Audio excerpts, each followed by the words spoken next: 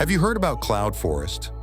The fog forest is a natural water factory located high in cloud-covered mountains.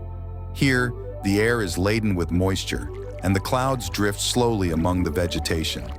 This unique ecosystem captures the moisture from passing clouds and transforms it into a vital resource for surrounding habitats.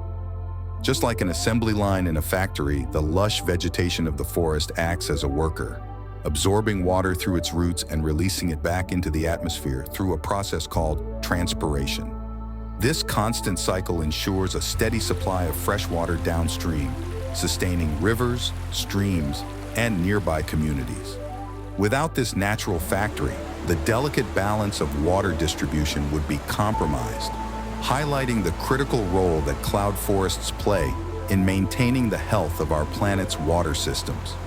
The distance between Cali, host city of the UN COP16 Biodiversity Summit, and the cloud forest located in the Farallones de Cali is relatively short, making the city a convenient starting point to explore this impressive mountain range and its biodiversity.